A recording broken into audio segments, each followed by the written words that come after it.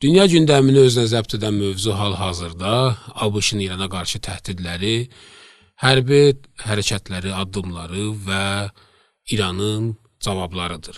Amma bugün biz burada istəyirik bunu araşdıraq və cavablandıraq ki, İran-ABŞ müharibəsi olacaqmı, yoxsa yox? Mən də öz növbəmdə hər birinizi salamlayıram.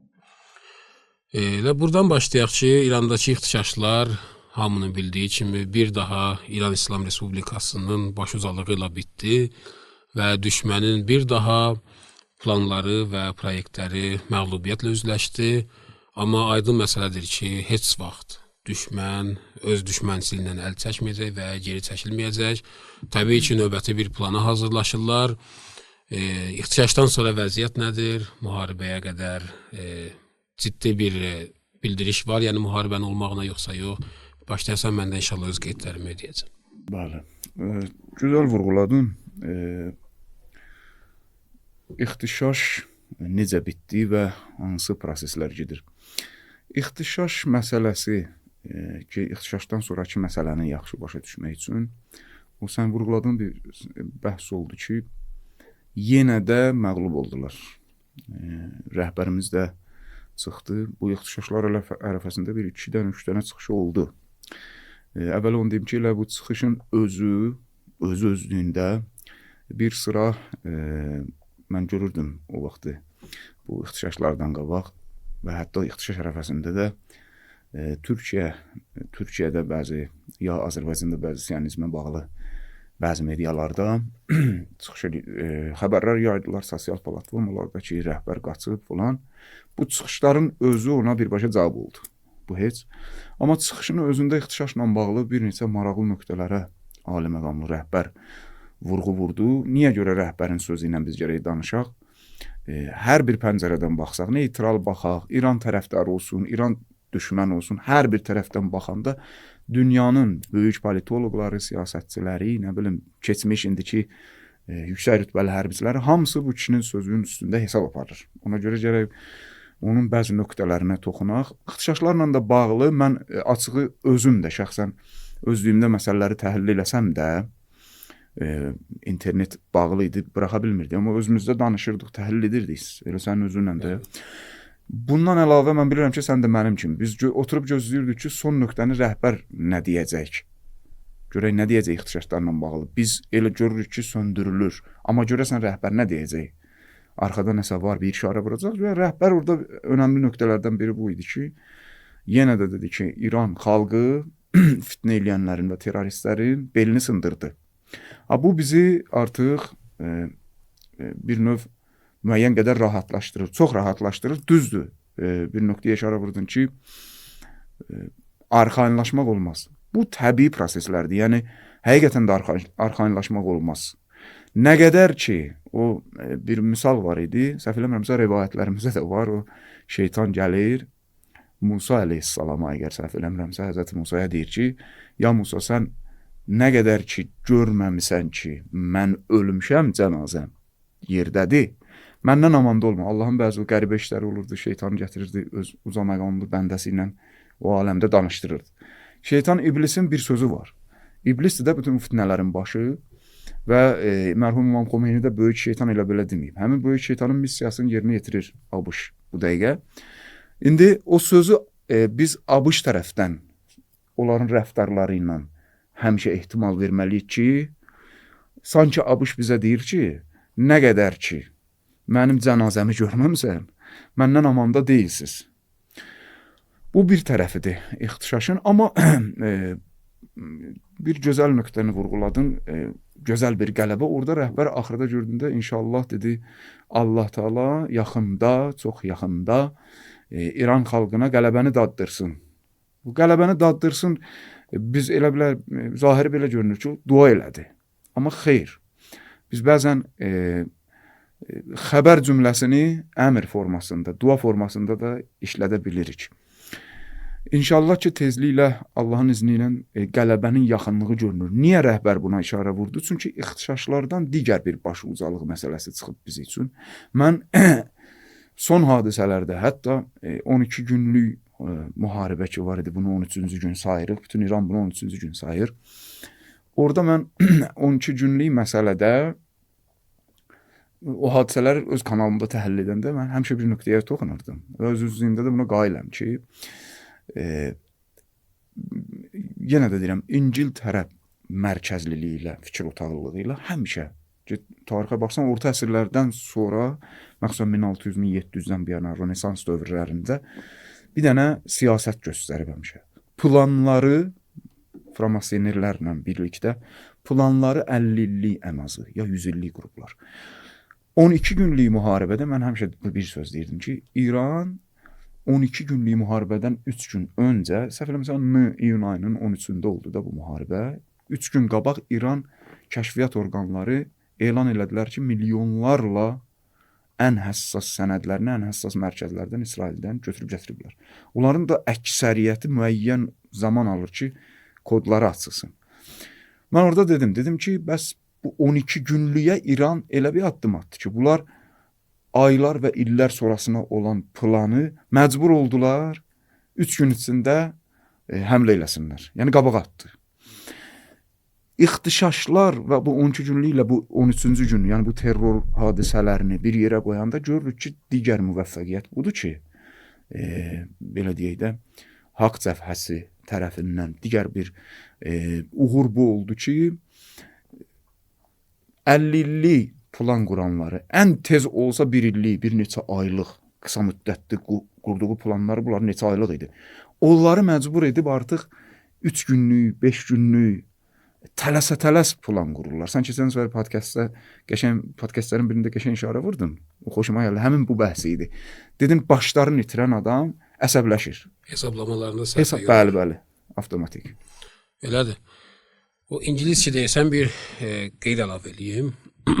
Hal-hazırda İranda ixtişaşlar baş verir. Görürük ki, çox tez ixtişaşlar baş verir. Kontrol hardan olur? Bəzi izləyicilərində ola bilər məlumat olsun, amma əksəriyyəti məlumat olmaz. Xaricdə olan o müxalifətçi İranlıların 2 dənə əsas kanalları var, ya 3 dənə deyək. Manoto, International və BBC. BBC-nin fars dilində olan təbii ki. Manoto tək başına 1 milyard yarım indiyə kimi büdcə alıb, dollarla. İranın obşi televiziyası bəlkə heç bu qədər, yəni xərcləmir. International 726 milyon dollar bu günə qədər büdcə alıb İngilisdən.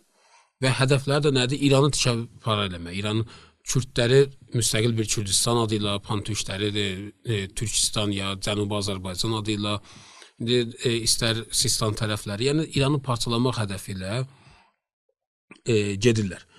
Və müxalifətçilərin də başı ki, hal-hazırda adı da Azərbaycanda yəqin ki, bu günlərdə adlanır. Pəhləvi, Rıza Pəhləvi. Onu bunlarda biz bir dəqiqəlik bir şey hazırladıq. İzləyicilərə təqdim etdiyi platformalarda ki, atası kim olub, babası. Babası İngilisin əli ilə gəlirlər qapının ağzına bunu aparırlar. Bəndər Abbas'a gəmiyə mindirib sürgün edirlər. Oğlunu gətirib qoyurlar onun yerinə. Oğlu gəlir ölkənin şahı olur. Bu adamın ixtiyarı olmur. Atası öləndən sonra atasını gətirib öz ölkəsində dəfn eləsin. Bu qədər rəzil bir sülalə olublar bunlar. Hal-hazırda istəyirlər ki, başçılıq etsinlər. Oxuduğuma görə çox maraqlı idi. Washington müəssisəsi ki, nədir Washington müəssisəsi? ABŞ-ın pərdəarxası dövləti. Yəni bunlar əsas qərarları bəli bunlar alırlar. Prezidenti əzl edə bilərlər, yeni prezidenti təyin edə bilərlər seçkilər olmadan. Pərdəarxası olan dövlətdir. Onlar gəlib bu 12 günlük üzr istəyirəm, bu ixtişaşlardakı məğlubiyyətləri araşdıranda əsas səbəb nəyə gətirirlər? Deyirlər ki, müxalifətçilərin zəifliyi. Bu qədər pullar xərclənir. Bu qədər 250-dən çox fars dilində kanal var xaricdə. İran İslam Respublikasının əleyhinə işlədirlər. Axırda gəldirlər ki, bəli, müxalifətçilər zəifdir. Görün nə qədər İslam Respublikası güclüdür. Bunu gətirmək olar. Yavaş-yavaş istiqaməti müharibəyə tərəf aparaq. Amma bir məsələni qeyd etmək istəyirəm. Bunu biz xarici mənbələrdən çox qeydlər gətiririk. İstər Amerikanın xəbər agentliklərindən Avropaya, ya hətta Siyonist rejimlə bağlı olanlar. Amma o çox gözəl vurğuladım. Bizim əsas qeydimiz, bizim əsas baxışımız rəhbərimizdədir. Yəni bunu heç bir utanmadan, bunu başucalıqla, fəxrlə deyirik ki, bizim əsas təhlillərimizin mənbəyi, bizim bütün baxışımız rəhbərimizdədir. və bundan da çəkinmirik. Kimsə bizə bu haqda əgər istəyirsə bir nöqsan bizə göstərsin bunu bilsin ki, biz bunu nöqsan bilmirik, biz bunu özümüzə şərəf bilirik. Açıq aşkar deyirik də, bunu da heç bir utanmadan. Sözü kəsir, nöqsana aid yadından çıxartma o. Əleyhissalamın kəlamı yadıma düşdü. Sən nöqsan dediyin, sən rəhbəri sevmək, ona qulaq asmaq nöqsandır. Bəzilərin nəzərində əgər belədirsə biz şərəfli. Əleyhissalam buyurur ki, hər kəs məni sevsə, hazır olsun ki, ona deyəcəklər dəlidir, divanədir, bəlalara hazır olsun. Çox gözəl, biz də buna hazırıq və biz də bunu görürük. Amma hal-hazırdakı hərəkətlərə keçək. Əgər bir qeydin varsa buyur, qeydin yoxsa keçək hal-hazırdakı bu müharibədə və müharibə ab-havası ki, ABŞ tərəfindən yaranmağa çalışır. Yox, xüsusilə qeydim yoxdur. Elə qeyd bu ola bilərdi ki, yəni sən hamısını gözəl vurğuladın. Elə müharibəyə də keçiddir bu qeyd ki, A planı, B planı, C planı bunlar suya düşüb gəlib D planına ki, o da sən dediyin müharibə məsələsidir. Və bunu da qeyd etmək lazımdır. Biz bundan öncə də bunu demişdik, əgər səhv eləmirəmsə ki, bütün bu oyunlar, istər ixtişaşlar olsun, təhdidlər olsun, hamısı buna görədir ki, İranı məcbur yenidən müzakirələr gətirsinlər. Açıq aşkar doktor Əraksi olsun, İranın Xarici İşlər Naziri və ya digər rəsmiləri deyirlər ki, bizim nüvə haqqında müzakirə edəcəyik, ABŞ-la yox, birbaşa yox, amma başqa bir mövzuda bizim heç bir danışığımız yoxdur. Bunlar da istəyirlər ki, İranın raket gücü haqqında müzakirə etsinlər, 13 illik müharibədə əldə etmədiklərini istəyirlər, müzakirə ilə əldə etsinlər və təbii ki, İslam Respublikası da heç bir sanksiya, heç bir təhdidə, necə deyirlər, qorxan deyil və qəbul etmir.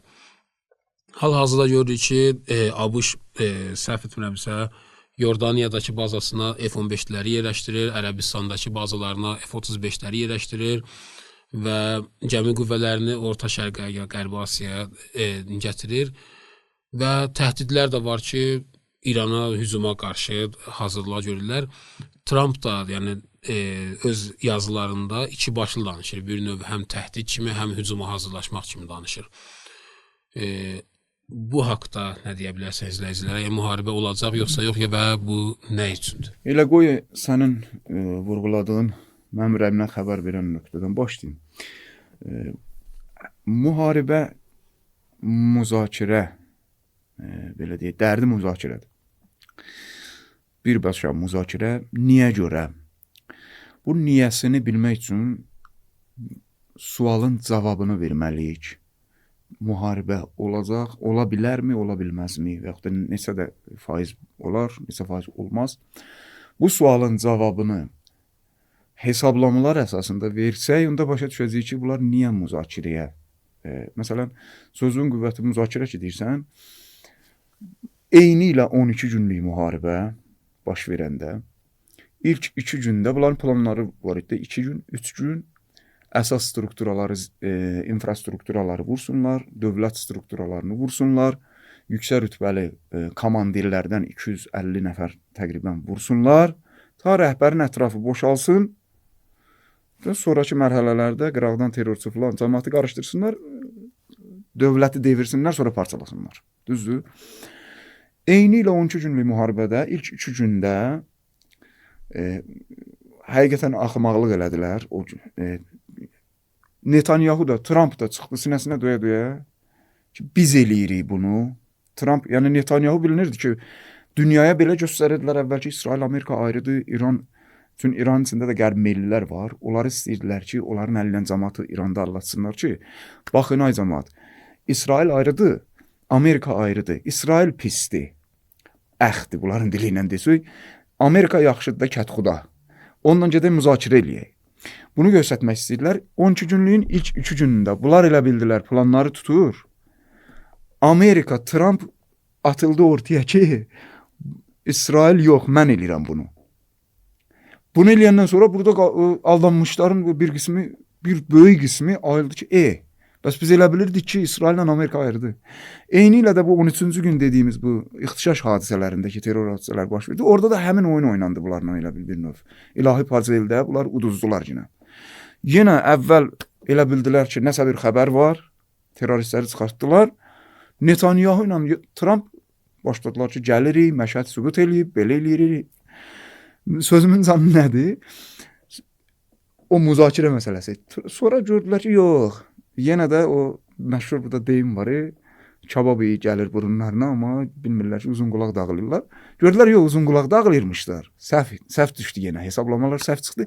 Trump sən deyən kimi valı çevirdi 180 dərəcə bu tərəfə. Edam eləsələr biz həml eləyəcəyik. Yavaş-yavaş dala verir. Əvvəl dedi ki, yox belə. Etirazçılara əslən əl dəyməyib. Sonra dedi edam eləsələr. Sonra nə dedi? Dünənlər mən xəbərə baxıram, güya ki, indi təhdid edir. İran müzakirəyə gəlməlidir. Yavaş-yavaş, pillə-pillə gedib arxaya. Amma müharibə olacaqmı, olmayacaqmı ki, bu müzakirə ilə bağlı desək, normal hesablamalarla bir neçə prizmadan baxsaq, müharibə çox uzaq görünür. Yəni, çox az görünür ehtimalı. Normal hesablama nədir? Burada normal hesablamalarda gərək baxaq Amerika ilə İsrailin başında olanları, onların hökumətlərinin, qondarma deyək hökumətlərinin bir neçə bazası var. Sosial baza, iqtisadi baza, hətta bugün bölgədəki onların İran qarşısında və İrana bağlı olan cəbhələr qarşısındakı hərbi bazası. Hələ mən o hibridi döyüşün kiber üzündən danışmıram. 3 bazadan danışıram. Sosial, iqtisadi və hərbi. Bunlara baxanda gəl bax, əsas təhdid hardan görünür indi bu dəqiqə? Mənim öz nəzərimdə Fars körfəzi, donanmalar filan məsələsi, Fransa donanma gətirdi, nə bilim Amerika 2 dənə donanma gətirdi, 3 də donanma gətirdi. Sən dediyin kimi Yardaniyada tərpənmələr, hərəkətlənmələr var. Və Kürdistan iqlimi. Ki, müəyyən qədər orada hansısa, məxsusən sən dediyin Kürd məsələləri ki var, Suriya filan. İndi bu tərəfdə hərəkətlənmələr var. Hərbi bazaları hərbi tərəfdən baxsaq, ağılsızlıq olar normal hesablama ilə onlar tərəfdən. Niyə? Çünki bunlar, sən dediyin o Washington, arxa o alt dövlət də bunu hesablayır axı. Bunlar görürlər axı. Biz bir dənə eləyirik, İran 10 dənə eləyir. Və İran vurduğu, mən bilməm keçən səfər dedim bunu bu podkastda ya yox, İsrailin Mossadın keçmiş müavini Netanyahuya xəbərdarlıq elədi. Çox böyük bir müsahibəsi var. Orada deyir, Netanyahu xəbərdarlıq eləyir ki, ağlın yoxdur sənin. Sən İrana hücumu fikirləşmə. Niyə? Çünki deyir, sən özün iddia eləyirsən. Mossad hal-hazırda iddia eləyir ki, İran bərpa eləyib 3 aya, 12 gündən sonra. Sənə elə həssas infrastrukturalar dağıdıb ki, 20-30 il arası vaxt lazımdır. Və mən yenə də deyirəm, silah gətirib tonlarla İsrailə tökməklə deyil. Muavin orada onu deyir. Deyir, o infrastrukturaların olmayandan sonra istəyir tonlarla gətirir silahı tökür. Vuracaq bir dənə raketlə dağıdacaq. Mən nəyə oxşadıram onu? Elə bil ki, üzrsən, 6 cırıq zəmbilə qəşəng meyvələr tökürsən. Yoxdur da, bu tutmur. Baza yoxdur. Ona görə bu hərbi baza baxımından ki, Fars körfəzi olsun filan. İkinci, iqtisadi baza baxımından. Yenə də Fars körfəzi və Hormuz boğazı. Bu günləri İnqilab Keşikçilər Korpusunun komandiri danışdı. Komandirlərindən idi, daha doğrusu general idi. Mən Səfəvi idi, ya Rəhimi idi, yanında qalmır. O qəşəng bir dənə bəyanat verdi. Dedi, Hormuz boğazı ki var, biz Hörmüz deyirlər bizdə, Hörmüz boğazında bir ara deyirlər, axın, İran minalayıb oran falan. Deyir, yox, ehtiyac yoxdur klassik metodlarla biz oran minalayaq. Qəşəng orada bizim müasir izləmə sistemlərimiz var, belə deyək, indi sensorunu falan suyun altında üstündə. İqtisadi baza baxımından da bunlar bir dənə hərəkət eləsələr, İran da bəyanat verir axı. İsraili vuracaq heç, Amerika bazalarını vuracaq və donanmalarını alt üst eləyəcək heç. Heç nə yox, heç donanma vurmasın. Hörmüz boğazı ilə Fars körfəzinə girişləri bağlasın. Dünyanın ən azı 30% enerji ticarəti falan hamısı olacaq fələc. Və bugün 40 trilyon dollara yaxın borcu olan və içəridə ixtişaşları getdikcə güclənən Amerikaya bu sərf eləməz. Neftin qiyməti neçə qat qalxacaq. Enerji qiymətləri qalxacaq. Yəni, çünki İran oranı bağlayacaq, deyir, mənimdir. Mənimdir, qutardı getdi də verəcək öz dostuna, Çinə, o birisinə, Yəmənə. Onlar üçün bağlayacaq. Ona görə sosial baza da dedik də, bunlara sərf eləmir. Bu hadisələr iqtisadi və hərbi çöküş başlasa, 2 dənə tabut o tərəfə getsə Amerikaya və iqtisadi çöküşdə başlasa, qutardı getdi. Sosial bazada əldən gedəcək. Amma anormal tərəfdən baxsaq, yenə də ehtimalı kənara qoymaq olmaz. Ola bilər ki, boğulan saman çöpündən də yaxşı. Elədir, düzdür. Amma bir şey nəzərdə alaq, o Hürmüz boğazındakı dedim, çox gözəldir. Mən də oxumuşdum elə onu. Klassik metodla minalamağa ehtiyac yoxdur. Nəyə arxayındılar ki, İran əgər klassik metodla minalasa, artıq oradan çıxış tam şəkildə də yansa, İran öz yanındadır. Bəli. Niyə? Çünki İran neft satır Çinə. Və Ərəbistan neft satır Çinə. Yəni İran Hürmüzü bağlamaqla nəinki ABŞ-la, Çinlə də qarşı durumlar çıxır. İran da deyir ki, Çinin gəmisidir, keçsin. Sənin gəmində keçə bilməyəcək. Həmən işi Yəmən Babul Məndəbdə etdi. Desək gün 19 gün dözə bilmədilər də, ABŞ gəldi ki, biz Yəmənlərlə çox gözəl bir anlaşmaya gəldik, onlar bizlə iş yoxdur, bizim də onlarla işimiz yoxdur, İsraili qoydu orada tək-tənha. Gəlmiş nə üçün? O Qəzzəyə himayət mənasında ki, Yəmənlər bir gündən bir raket atırdılar İsrailə. Gəldi, nə şüarı ilə? İsrailə kömək etmək üçün gəlmişik Yəmənlərə cəhənnəm yaradaq. Yəmən Babul Məndəbdə çox gözəl bir kontrol elədi. Çinin gəmiləri keçirdilər, Rusun gəmiləri keçirdilər, İrana bağlı olan gəmilər keçirdilər. İngilisin gəmilərini vururdu. Amerikanın gəmilərini vururdu. Fransa, İngiltərə, hamısını. O gəlir bir dənə aparıcı Yəmənin o qüvvələrinin birinə, deyəsən çox mühüm insan idi. Deyir ki, sizə bu informasiyalar hardan gəlir ki, hansı gəmi harandır? O İmam Xomeini məşhur olsa deyir, bilmirəm, xəbərim yoxdur, elə cavab verir. Yəni, bilinir kim xəbər verir və həmən söhbət Hürmüz boğazında da hal-hazırda sadiqdir. Yəni, istədiyim gəmi keçəcək, istəmədiyim gəmi keçməyəcək. Qarmaqal yaratmaq istəyən ABŞ tərəf. Duxun çatır, Çinin gəmisi var. Orada limanların da 60% içinə işləyir. Çox gözəl. Və belə, yəni, hamısı fikirlənib, hamısı onları qarşısı alınır. Və bir şey də qeyd edeyim ki, ABŞ-ın hal-hazırdakı vəziyyəti nədir? Economics Amerikanın özündə olan bir saytda deyir ki, Amerikalıların 79% bu inandadılar ki, Donald Trump'ın ikinci prezidentlik dövründə ölkə kontroldan çıxıb. Yəni, sən ictimada 79% xalq səni kontroldan çıxmış bir dəli kimi görürlər. Reuters yazır, deyir ki, Donald Trump ikinci dövründə neft susuz olan bir vəhşiyyət çevrilib. Bunu biz demirik, bunu Reuters'in özü birbaşa yazıb, gedib baxa da bilərlər sizə isə.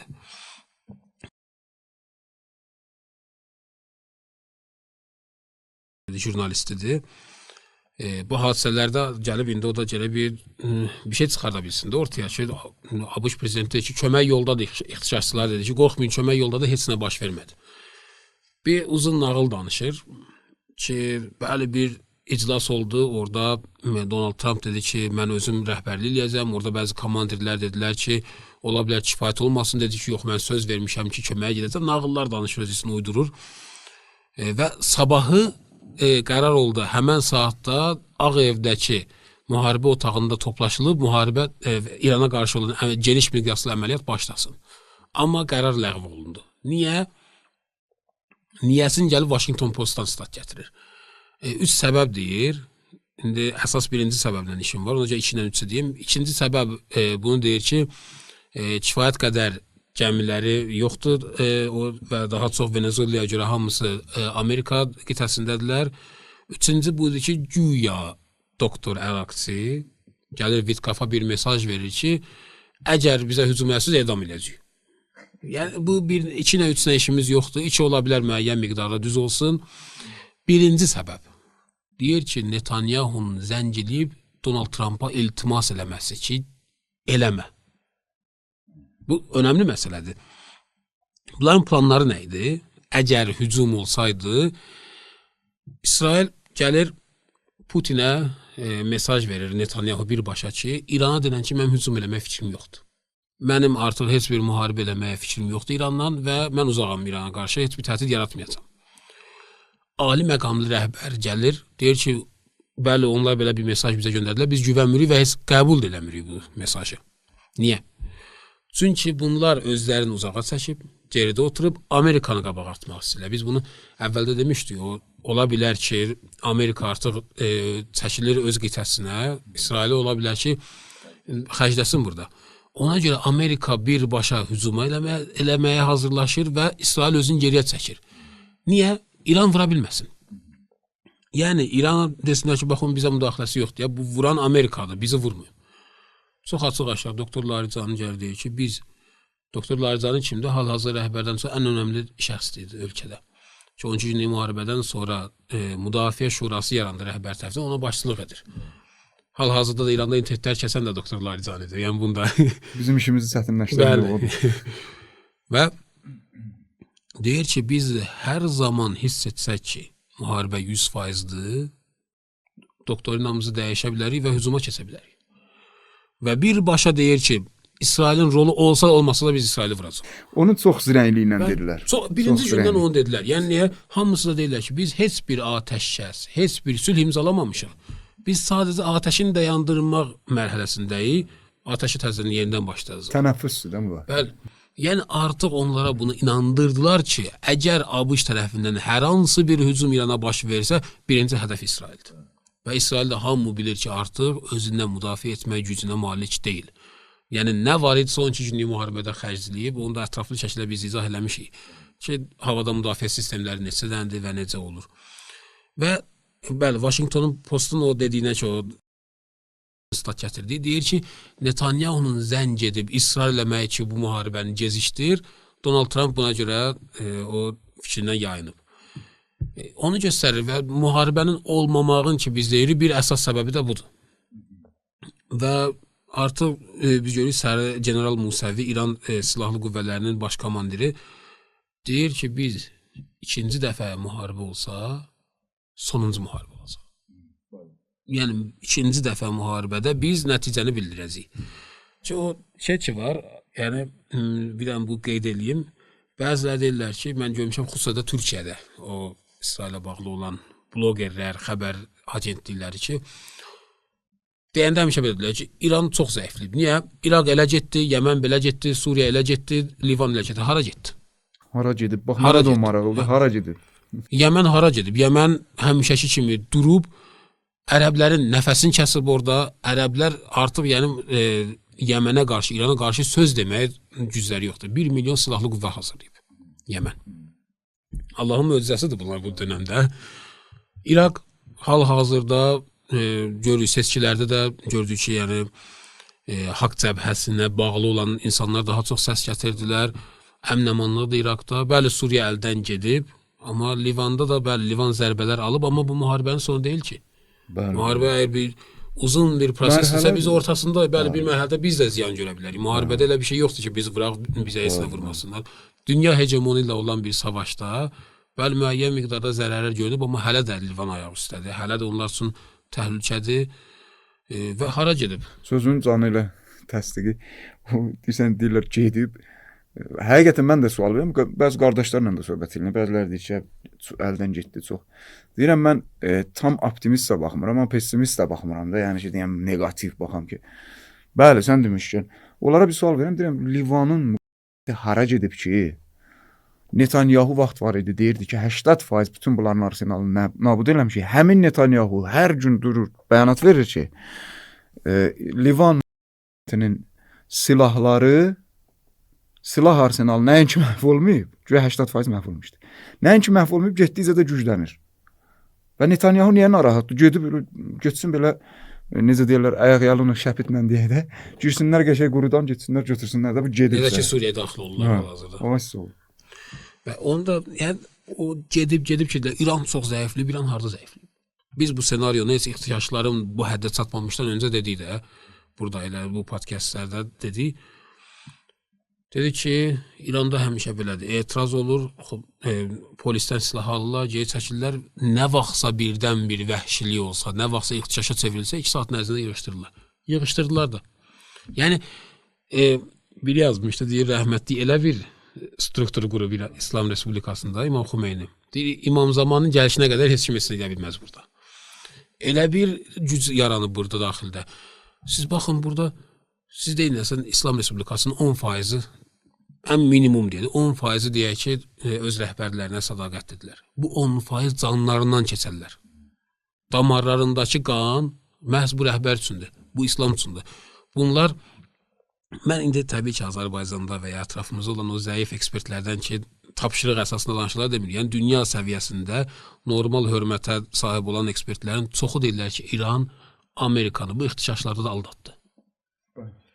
Mən Çox- özüm ona şəxsən qayıdım. Bəli, yəni mən bu dəqiqə 15-20 məşhur və mötəbər ekspert adı gətirəm ki, deyir İran Amerikanı bu ixtişaşlarda aldatdı. Bilirsən nəyə oxşayır? Boş silah taktikası var. Bəli, Mən qoyuram sənin qabağa, üzümə çevirirəm, sən başçısını getirsən. tamamilə elədir. Və lazım olsa bunlar, yəni bu həqiqətdir. Lazım olsa hakimiyyəti belə verərlər, neçə saat sonra təzən geri alırlar.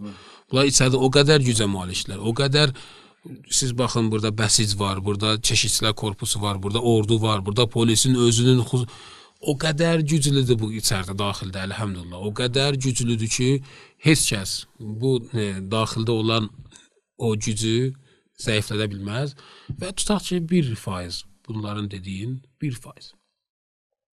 İslam Respublikasını bunlar devirə bildilər. İçəridə o qədər keşikçilər korpusunun üzvləri var ki, hal-hazırda yerin altındadılar. Aylarla evə getmirlər, iş görürlər orada raket sənayesində, PUA sənayesində, yerin altında. Ömürlərini həss etdikləri raketləri tapşıracaqlarsa çıxıb gedəcəklər. Əslən bu arada. Bunlar 1% əgər hiss eləsələr ki, mən bunu öncədən qeyd etmişdim ki, bu düşüncə burada var ki, əgər 1% İslam Respublikası sabah olmasa, növbəti dövlətə bir güllə belə biz verməyəcəyik. Hamısını lazım olan yerə göndərəcəklər ki, orada illərlə heç kim yaşaya bilməsin. Bəli, bəli. Həqiqətən də belədir. Çox gözəl vurğuladın. Zərər dəyə bilər döyüş meydanında, daxili ixtişaşlarda, xaricdən zərər dəyə bilər. Bundan da sonra döyüş ola bilər, dəyə bilər. Biz demirik, yəni tamamilə istisna eləmirəm, amma əsas olan o prinsipial hədəflərdir ki, elhamdülillah, haqq cəbhəsi o hədəflərə doğru gedir.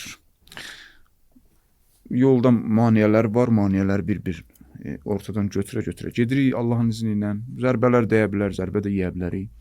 Amma sən dediyin gözəl məsələ, İsrailin öz hansı, bilməm, Haaretz idi, hansı mediası idi.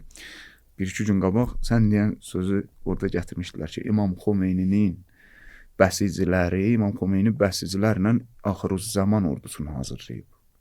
Yəni çox mürəkkəb bir struktura qurub, sən özün bilirsən də. İstəyir inqilab keşikçiləri ilə, istəyir bəsicilərlə. Ona görə Allaha şükür ki, bu asanlıqla deyil. Elhamdülillah, həqiqətən elədir. Və sonda indi biz müharibə olacaq, olmayacaq haqqında danışdıq. İndi ətraflı bəzən başqa qeydlər də gətirdik. Bir şey, Vance, Donald Trump'ın baş müavini dünən il ya sağa gün idi ki, qeyd etmişdi ki, biz bu hərbi fəaliyyətlərimiz ki, Qərbi Asiyada edirik və silah daşınmalarımız heç biri İrana qarşı hücum üçün deyil. Mümkün olan İran tərəfdən hücumun qarşısını almaq üçün hazırlıqlı vəziyyətdə qalmaq üçündür. Yəni, özləri də bilirlər ki, bu savaşı olan deyil və olsa da sağ çıxa bilməzlər bundan və əzizləyicilər də mən arxancasına deyə bilərəm ki, müharibə bu tezlikdə olmayacaq. Bəli, ikinci müharibə olacaq, böyük bir müharibə olacaq, amma bu tezlikdə baş verməyəcək. Əgər bir qeyd varsa, buyur əgər yoxsa da. Mən də elə, sənin sözün, mən də böyük ehtimal deyirəm ki, hesablamalar bunu görsədir, biz danışdıq. Yenə də deyirəm, Trump'dır, ola bilər nəsə göstərmək üçün uzaqdan 2 dənə nəsə atsın. Amma bu bizim dediyimiz geniş miqyaslı müharibə deyirik. Ona aid biz danışdıq ki, bu tezliyə həqiqətən gözləmək Mümkün deyil. Və İranlılar da hal-hazırda onu istəyirlər ki, Amerika o... 2 dənə nəsə atsın. Bəli, hesablamalarda bir səhv baş versin. Çünki Mohsen Rezai, yəni Keşikçilər Korpusunun keçmiş baş komandiri dedi ki, siz elə bilirsiniz ki, məhdud bir əməliyyat edib təzən bizdən sülh istəyə bilərsiniz. Xeyr, başlasa axıra qədər biz gedəcəyik. Və ona görə də bunlar onu gözləyirlər həqiqətən. Hal-hazırda İranda o hazırlıq çox yuxarı dərəcədədir. Əzizləyicilər, bugünkü podkastımız bu qədər idi. Əgər bəyənirsinizsə, paylaşmaqla, abunə olmaqla bizə dəstək ola bilərsiniz və əgər söhbətlərimizdə olan bir nöqsan və ya gördüyünüz bir zəiflik varsa, bizimlə onu bölüşün ki, onu aradan aparaq. Bugünlük bu qədər. Allah'a əmanət. Allah'a əmanət olun.